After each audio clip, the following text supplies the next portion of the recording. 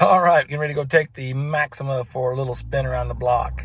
Actually, it's kind of getting a little bit dusk out here, but actually it's kind of cool time because I want to show you the cool lighting of this Japanese car here. So here's one cool thing about the car here. So check this out. Key is in the ignition. Oh, I left my key in the ignition. I guess I better pull it out. Key is in the ignition. Lights are on. Oh, I forgot to turn my lights off. Lights are on. Anyway, isn't that cool? I just love the lighting. Lights are on. And look at the graphic Lights equalizer, stereo. Lights are on. I don't know, just so cool. Lights are on. All right, let me turn the lights off. Make you happy. Anyway, let's go for a spin and see how it drives. Greetings, automotive enthusiasts. Today we have for you an old school Japanese car going way back to 1986. It's kind of an interesting car here. I'll kind of walk around and talk about it while you're looking here. So I get some comments and everything. You know, we try to showcase our, really nice, ultra clean, ultra low mile survivors, but the truth is we get a lot of unique, interesting cars in, and I get a lot of response that people are like, hey, show us some of the other stuff. We want to see, the stuff that's not necessarily pristine, or just, well used, high mile, and so on and so forth. Because, I do buy some of that too. When you come across something like this Survivor right here, this is a 86 Maxima Survivor. It's got 186,000 miles on it. But it's in really good shape. Mechanically, it runs and drives fantastic. It's got some little surface, rust bubbles here and there, but it's really, I mean, when's the last time you've seen an 85 to 88 Maxima on the road? I mean, you don't see them very often. But this one here, it spent almost its entire life with the first owner until about 17. And then the Carfax shows a change of ownership from 17 till about 21. So really mostly it's a two-owner car. There was somebody, looks like according to the Carfax, they bought it in June and then traded it in. So who knows what that was all about. But it spent most of its life with a single owner, which is probably why it's in such good condition. But so it shows no accidents, no damage on Carfax, but just what a cool car, in great shape. And it's like, why not, why not bring you some of these that, wouldn't necessarily do a video on, but, I had people requesting, don't just show us the cream puffs, show us some of the survivors or projects or whatever. So here we go. That's what this one is here. I don't know that I'd call it a project. I would just call it a good used old car that mechanically is sound. So let's kind of zoom in here and we'll go over. I'm not going to go, really pick it apart, but we can kind of just give it a general little look around here. Car looks to be basically completely original. If you look across the hood here, we've got some pits, and we've got a little bit of chrome peeling on the grill there. A little bit of surface rust, where the rock chips have pitted. Looking across the bumper. Bumper's actually in very good condition. Got a little paint rub on the corner right there, looking down low. Like I said, we didn't really do much to this car, just kind of washed it, touched it up a little bit, ran a buffer over the top side of it, but we didn't get heavy into any kind of detailing on this car. Under the hood too, it's actually, we'll show you how it looks underneath the hood. It's dirty, it's dusty, but actually it's kind of pretty amazing to see how good it looks under the hood.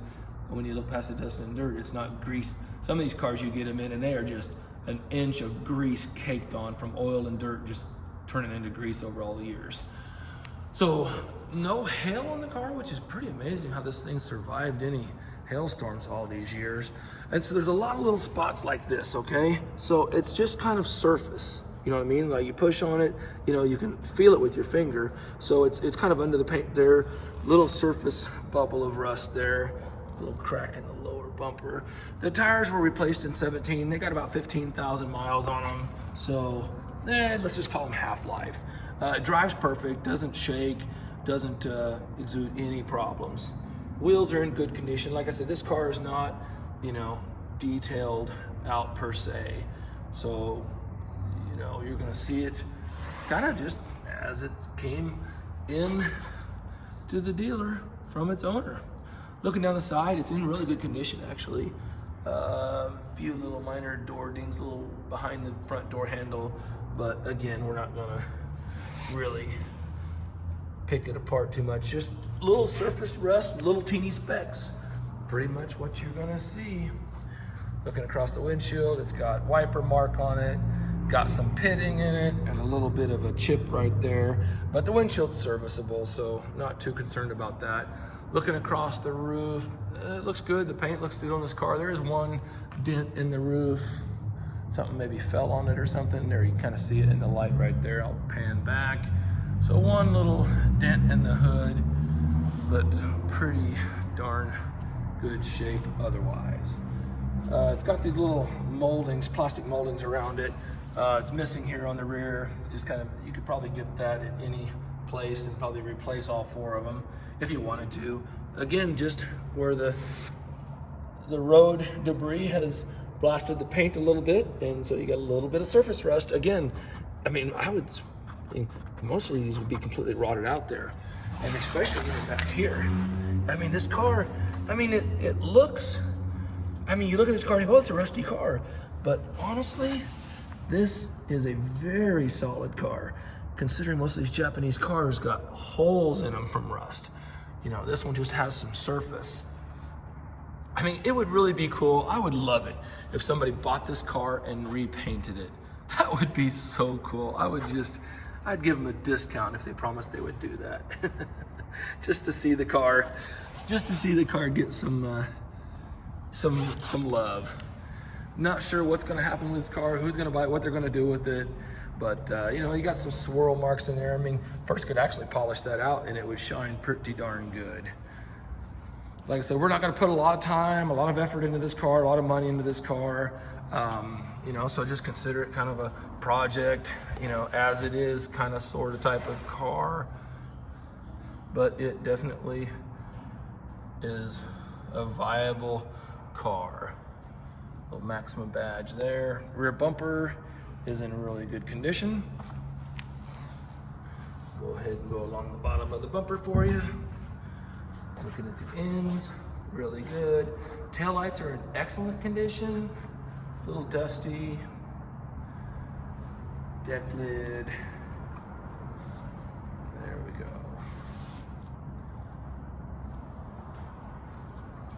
Looking at the rear quarter, and I will turn my flashlight on and I will give a little shot of the undercarriage here too. When I get done with the top side of it, we'll take a peek, try to take a peek underneath here. Wheels look good. See how this little molding's kind of shrunk up right here. Just peel that off, get some moldings, throw some new ones on there. Pretty simple, pretty straightforward. Looking down the side of the car. I mean, really darn good. Such a neat little car. And just driving it, it was just so much fun. I might daily this for a while. I mean, really, it is a nice driving car. Looking here again, just kind of the same thing. We got surface rust specks. Well, looks like we do have some rust here on this fender. So there is definitely we are missing a lower section. So this fender here has rusted out at the bottom. And the front wheel. All right, let me turn my flashlight on here and we'll peek, do our best to peek underneath. All right, let's kind of see what we can do and take a peek underneath here real quick. See what you can see there. Looks like we got some fluid leaks a little bit. Looks like maybe the drain plug or the oil pan might be leaking. Just kind of give you bird's eye underneath there. Let's go along with the rockers. I did show you this fender here does have rust in it, but let's look at the rest of the car. Get underneath here a little bit.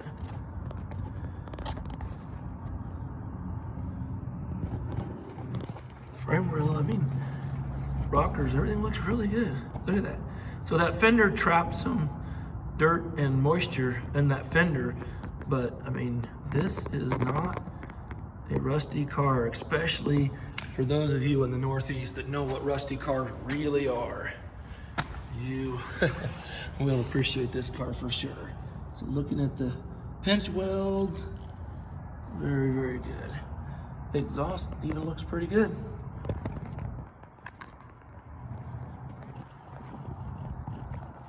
Like I said, I just wanted to give you a peek underneath there. We'll go to the other side. Here's the exhaust muffler. I'm sure that's been replaced once or twice. While we're going back here, here's the trunk. I opened it up. Got our jack, got our tire iron. Let's see if we got a spare. Oh, there is our spare.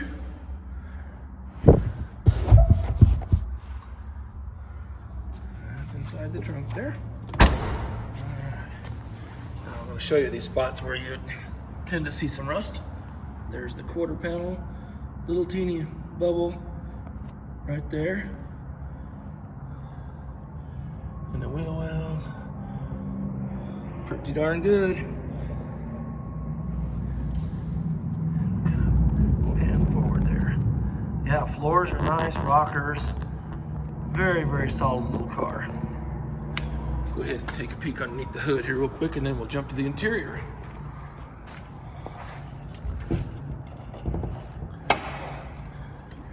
All right, hey, even the hood strut works. All right, so I want to show you underneath the hood here. So we haven't touched this at all. But actually, that's kind of a good way to see a car, honestly. I would rather, like, as a buyer buying a car, some cars get detailed before they go to auction, and but I would much rather the car come in untouched, because then I can see exactly what I'm looking at. Because when it's been detailed, then it's really kind of can hide a lot of things. Like, I mean, here, look, I mean, we got a little damp valve cover, but that actually is really good. But what you'll find on so many cars is it would just be caked in grease. And then they pressure wash it off, and then it looks good, but then you've got actually really leaky valve covers. These valve covers, I mean, considering the age of the car, really, really good. This car, we're gonna go ahead and clean up the engine bay. But, you know, we hadn't had a chance to yet. So I thought, why not? Let's just show you how this car come in. We got a few leaves in the cowl. Little siren going in the background there. But actually pretty darn impressive underneath the hood of this car, considering 1986 car with 180,000 miles on it. AC even works on this car, cruise control, all the windows, struts are good. It's nice it's just got manual struts. In 87 or 88, they had a Sonar electronic adaptable suspension. I can't imagine being able to find any parts for that nowadays. Let's take a look here at the data tag, see if you can see that. You know, some of you guys really good at investigating these cars. Could probably tell a lot about the car from that little data tag there. 3-liter V6, 157 horsepower. I'm guessing the torque's probably even higher than that. Car gets up and runs really, really good. Here's the emissions sticker under the hood. And let me pan back. Actually, the hood, really, really good condition. Like, the hood pad's good. This car's gonna really clean up nice. I hope somebody does something fun with this car. But if somebody just wants to keep driving it, looks like we got a new battery. Just do with it what you will. But here it is, 1986 Maxima, still surviving, still running strong. Let's close the hood and take a look at the interior. Check out Van Gogh over here working on this Corvette. Oh man, how beautiful is that? They're probably doing probably some clear bra, I think, on the front. What a cool car. Yeah, let's go ahead and let's take a peek at this while it's sitting here. How beautiful is that? Yeah, these guys use this clear wrap on the headlights and on the front, and I mean, you can't even, you know, I don't like the clear bra usually because, you know, it kind of makes the car look dull, and you know, it's like I want the car to shine, but their clear wrap, I'm not sure what brand it is, but it absolutely, it's almost imperceptible. So that, on a car like this, that is very, very smart, because you want to protect that, you know, brand new car paint. You want to go out and have some fun with it, but you don't want to blast your front end on it. All right, let's go here and take a peek inside the interior. Key is in the ignition. Key is in the ignition. Well, I guess we left the key in the ignition. Key is in the Let me ignition. pull that out. Key is in the And ignition. just for the heck of it, I turned the headlights on. Key is in the ignition.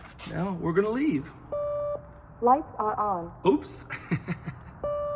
Lights are on. Oh, I'm sorry. I just gotta have fun playing with that. Lights are. Let's take a look at the interior. Now here's another, you know, just really indication of this car's condition. The door panel, all the windows work, electric locks. I guess let me check them. Yep, all the locks work. Factory hi-fi stereo. Here, I'll give you a picture of the VIN tag here real quick. And then we got a power seat with a little manual recline. But let me pan back. Take a look at these seats. Look at this, kind of like a velour pillow top seat. I mean, this is a Japanese land yacht. This was the, you know, really the beginning of, you know, and then now there's nothing like this anymore at all. Let's look along the floor here. The carpets are in good shape, a little bit dirty. Like I said, we haven't done any heavy duty detail. Now you see there's a brake pedal with 180,000 miles on it. You can kind of tell it's all, you know, matches. Heel pads, vinyls tore a little bit. Look over here at the armrest. It's got some wear on the armrest. Got our voice command, our overdrive, 4-speed automatic transmission. Really, I mean, that's pretty advanced for 1986. Check out our hi-fi stereo. Is that cool or what? Nissan dynamic sound system. Darn, I should have turned that on for you and let you hear it. Pretty cool. And then here, look at the grid work on the dash. The little grid. It's like Tron. How cool is that? And you saw when I turned the lights on, and I'll turn the lights on the driving part. It's a little dark outside, so well, you'll get to kind of see the condition of that. Headliner is in really, really good condition. Visors, nice. I guess let's just go ahead and take a look at the other one. Very nice. Little map light there. Check this out. The dash. I don't even see any cracks in the dash. Really, really good. We'll go around to the other side here. Peek in the back seat on our way. Door panel's really good. Back seat, other than a little bit of fading. It's kind of hard to tell in this lighting too. You really need some natural light for this, but it looks good though. I mean, actually, it has a good look to it. Oh, here, I want to just show you this here. So you can see it's fading on the top of the seats. That's where it got the worst. But it's not, you know, most of these cars, like literally the sun has just deteriorated the material where it's actually just disintegrating. And this here, let me feel it. Actually, the material is good. Wow, it feels soft, it feels plush. You could actually, I'm not sure what you could do with that. Two-way speaker system, SP7. Third brake light, 86 was probably the first year for that. Take a look at the right, oh, here, I've got the keyless entry on the car. I just now noticed that. Duh. Passenger door panel, excellent. Here, let's take a look at the bottom of the doors. Very, very good. And looking at the passenger seat, power fore to aft on the passenger seat, manual recline, and tilt. So there you have it. There's our little tour of our 86 Nissan Maxima. Go ahead and take it for a drive. All right, getting ready to go take the Maxima for a little spin around the block. Actually, it's kind of getting a little bit dusk out here, but actually it's kind of cool time because I want to show you the cool lighting of this Japanese car here. So here's one cool thing about the car here. So check this out. Key is in the ignition. Oh, I left my key in the ignition. I guess I better pull it out. Key is in the ignition. Lights are on. Oh, I forgot to turn my lights off. Lights are on. Anyway, isn't that cool? I just love the lighting. Lights are on. And look at the graphic Lights equalizer, stereo. Lights are on. I don't know, just so cool. Lights are on. All right, let me turn the lights off. Make you happy. Anyway, let's go for a spin and see how it drives. All right, we're strapped into the Maxima. Let's fire it up. It's so cool. This car just runs so good. I was actually out earlier today. We just got this car in, and so I like to get these new cars and go and get in them and drive them around and and just kind of get to know the car a little bit. But man, this car, I think this is kind of almost like the equivalent of a Japanese land yacht. I mean, it's so comfortable. We got these pillow top seats and suspension so cushy. Let's take it for a spin here. One thing, what's amazing is, like I said, this car's got 186,000 miles on it, but this car is obviously been well loved and well maintained, because I mean, I can't believe how well it drives. If it showed 88,000 miles, you'd be like, well, that's a nice driving car for 88,000 miles. But literally, like, the suspension, especially back in the 80s, and really it seems like more in the 90s, Nissan suspensions were terrible. That was every car manufacturer, those Asian cars have their things that kind of didn't hold up very well, and for Nissans it was their struts and their suspension. I don't know if this is just an earlier car to where they kind of didn't have problems in this year, or if they've been replaced. I'm not really quite sure, but that was just the late 80s, early 90s, mid 90s Nissans. Struts was just always, they could be 60,000 miles and be wore out. But I had this car. We're gonna actually go up on the highway and get it up and actually take it for a drive. Well, looks like we got an accident up here, so we're not going to. But I had it up on the highway earlier, and 70 mile an hour down the highway. Cruise control works on the car, and it absolutely just drives fantastic. I mean, it's so smooth. It doesn't shake. It doesn't rattle. There's no clunking in the suspension. I just set the cruise control and just went on down the road. It was really, really nice. Transmission shifts great. Brakes are great. It's got the cool, factory hi-fi stereo in it, which is really, really cool. It really just runs and drives fantastic. All the windows work. I can't really think of anything serviceability-wise that's an issue. I mean, yeah, it just really runs good. I mean, I don't want to oversell the car. I mean, it's got 180,000 miles on it, but it sure doesn't act like it. Just really nice. Well, let's kind of roll here. But these cars, I remember, what's funny is my memory of these cars is, back when I got out of the Army, I graduated high school in '87. And I went into the Army for 2 years, so I got out of the Army in '91, came to Wichita to go to Wichita State and go to school. And so actually a little bit of history on Euro-Asian Auto is I was, just looking for a job. And so I got a job at a foreign car salvage yard. It was called Foreign Cars Unlimited. And so this salvage yard, I just started working there as a, 20-year-old kid or whatever. And so what's really cool, though, is I got to see all these cars coming in back in the day when they were new or just barely used or whatever. So I got a lot of experience and firsthand. Let's give it some gas. Let's go here. That V6 really runs good. So I remember these cars, when they were coming in as kind of like, well, an '86, I guess, would have been a somewhat used car.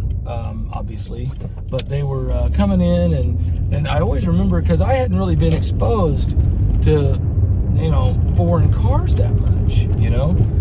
It wasn't anything that I had firsthand day-to-day experience with. Well, working at that foreign car salvage, I was just really seeing all of these, and they specialized in Japanese cars. They had two locations. One location was European cars, and one location was Japanese cars. I'll tell that story someday about the history of the business and stuff.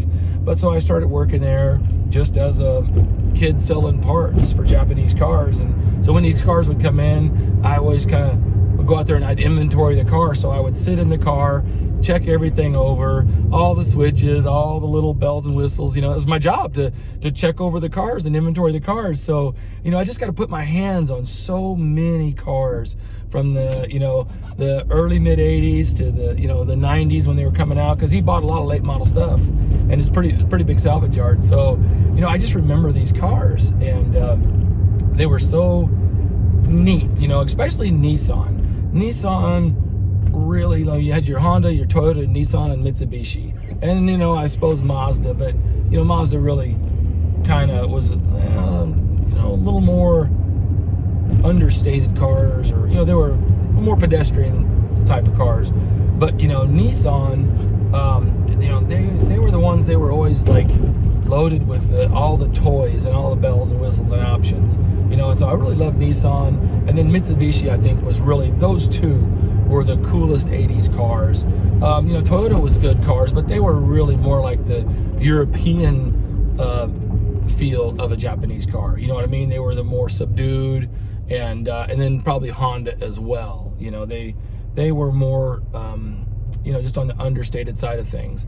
But Mitsubishi and Nissan, they were the Cadillac of Japanese cars. They, all the toys, bells and whistles, and they were really going after a lot of that kind of stuff. But seeing these cars come in, and it was always fun to look at them and check out all the toys and bells and whistles, because I hadn't seen, had so much exposure with these cars. So when I saw this car, I haven't seen an 85 to 87 Maxima on the road for, I just don't even remember the last time I saw one on the road. But I saw this car, I bought this car at the auction, dealer trade-in at one of our local Nissan dealers, actually. And I saw it and I was like, man, I just gotta have that car. I wasn't sure, I didn't get to check it out before the sale. It was kind of somewhat of a lane impulse buy. I didn't really get to check it out very much before the sale. So I was hoping, I was like, please be good. I'll gamble that way sometimes, and more often than not, it doesn't pay off. But I bought this car, and today actually is the first, we picked up the car, and I drove it over to the detail shop and had him, just buff a little bit on it and just kind of touch it up a little bit. Nothing crazy or extensive, just to kind of knock the dirt and dust off of it. But yeah, so today's first day. I really got a kind of chance to get in this car and drive it. But I'm telling you, it is surprising how well it drives. It's really a cool car. I mean, I'm not sure what a person does with this car. I'll put it on my website, and I'm not sure what to do with it other than maybe just being a good, cheap, used car for somebody. But I mean, it almost deserves some love. It almost deserves a paint job. I mean, the paint's in good shape, but it has all those little surface rust spots on it. It's mostly just surface, as you saw in the video or whatever, but walk around before. But from a driving standpoint, I mean, these seats are so comfortable. They tilt and recline, and they're power fore to aft. It just drives fantastic. So if you're wanting some 80s nostalgia, on the cheap, and can live with some cosmetics, this will make somebody a fun car. And this car will probably outlive a lot of cars that are a lot younger than it. This car will probably still be on the road if somebody takes care of it. So, hey, I appreciate you riding along with us. Look us up on Facebook, Euro-Asian Auto, euroasianauto.com. We'll put a link to our website in the description, so you can go through the photo gallery of this car. And if you would like and subscribe, appreciate that. Hit the notifications button, so that way whenever we load up a new video, you'll be the first one to get the notification. So that way you'll be one of the first ones to see the video, because you never know when we might find your next dream car. Happy day, have a great day, and happy motoring.